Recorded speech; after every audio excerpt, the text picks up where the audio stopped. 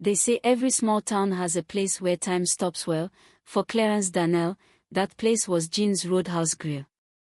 Every Friday at 6:12 sharp, he'd slide into the same parking spot, kill the engine on his whizzing Ford Ranger, and make his way to the same corner booth, the one with the perfect line of sight to the parking lot and the door just in case.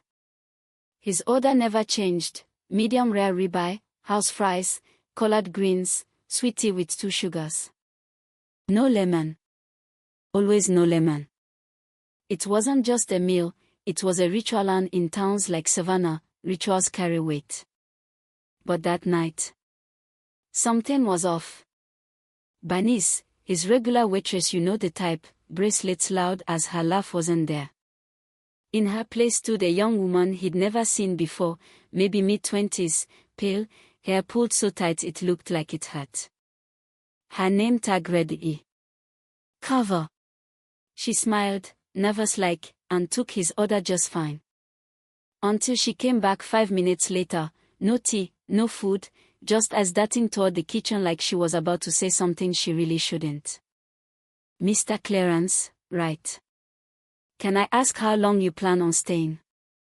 He raised a brow. Long enough to eat my dinner. She leaned in and said it barely a whisper. They don't want you here tonight. Now, Clarence wasn't the type to jump to conclusions. He didn't flinch, didn't raise his voice, just gave her a long look, like he was gauging whether this was a warning or just small town nonsense. Then she nodded toward the shadowed booth in the back, 4 men, all watching him already. 1 bald, 1 with a goatee, 2 in hunting gear. The air in the room shifted. Suddenly it wasn't just Friday night anime, it was something else entirely. You sure that message was meant for me? He asked. They said the guy with the flannel shirt and the vet cap, always by the window, she replied. Said you make the place feel tense. Clarence let that settle for a second. Not because he was surprised, hell, he'd heard worse in worse places, but because she said it with no agenda, just concern. She looked scared. Not of him. Of them. You knew here. Week and a half. And you're already passing notes for the enemy. She shook her head. Not passing notes. Just someone had to say something. I didn't want you blindsided. Clarence gave her that nod, the kind you give when you recognize guts. Few minutes later, just as he took a sip of tea that finally arrived, the chair across from him scraped back.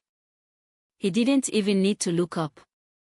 Still love that corner seat, huh? A voice said low, smug, soaked in that southern arrogance that only men like Logan Mercer seemed to perfect.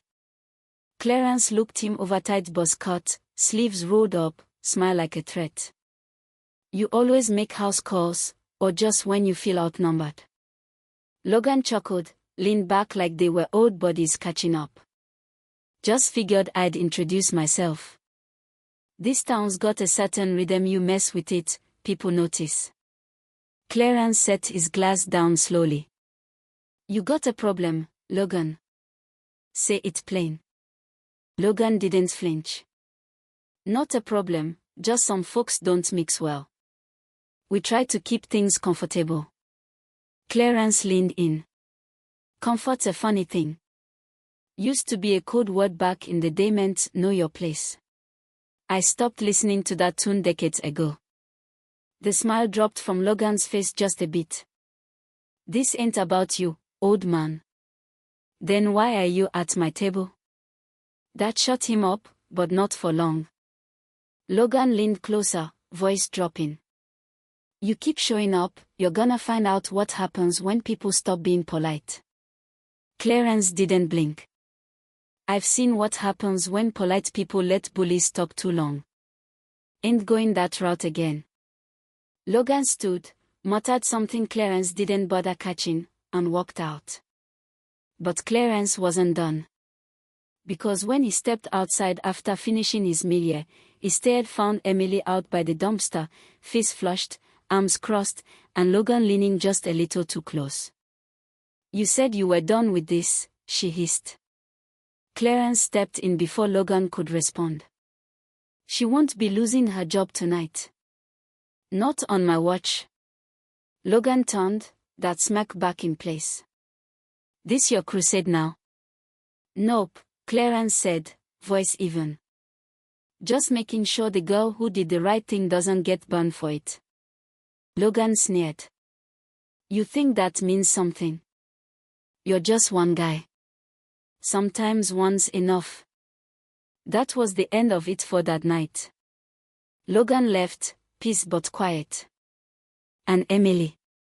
She went back inside, shaking but standing tall. Next Friday, Clarence came back. And wouldn't you know it, Logan's table was empty. A little sign hung near the door, this place serves everyone. Simple. No fanfare.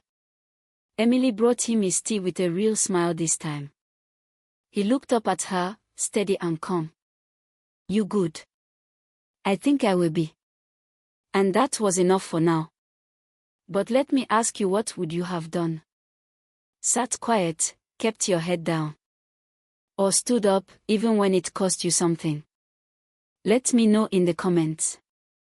Because sometimes, the hardest battles don't look like wars. They look like dinner.